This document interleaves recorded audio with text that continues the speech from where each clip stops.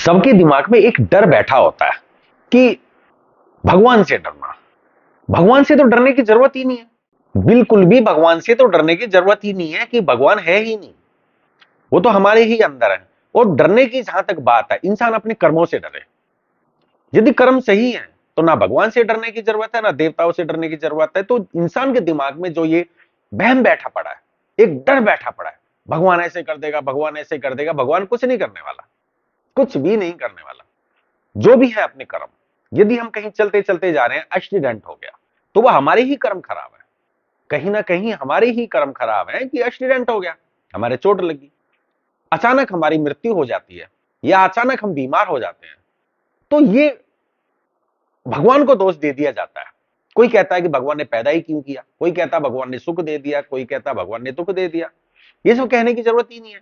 ना ही भगवान से डरने की बिल्कुल भी जरूरत नहीं है, क्योंकि डर, जब तक इंसान अपने अंदर से ये डर नहीं निकालेगा कि भगवान है, मुझे दंड मिल रहा है, सुख दुख मिल रहा है, या मेरे साथ ये हो रहा है, जब तक वो अपनी जिंदगी जी ही नहीं सकता। वो डर के ही माहौल में रहेगा।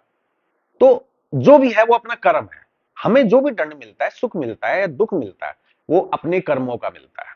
अपने कर्मों को यदि हम सुधार लें तो किसी भी चीज की या किसी भी चीज से डरने की जरूरत ही नहीं है। ना इंसान से डरने की जरूरत और ना भगवान से डरने की जरूरत। भगवान का एक दिमाग में कुछ लोगों ने भय बिठा रखा है, भगवान ये कर देंगे, भगवान वो कर देंगे। जो भी है वो अपने कर्म है, अपने कर्मों को ठीक रखो, कोई कुछ नहीं करने वाला। ये डर को अपने दिमाग से बिल्कुल निकाल दो। डरने की तो कोई जरूरत ही नहीं है, अपने कर्म है जो भी है बस।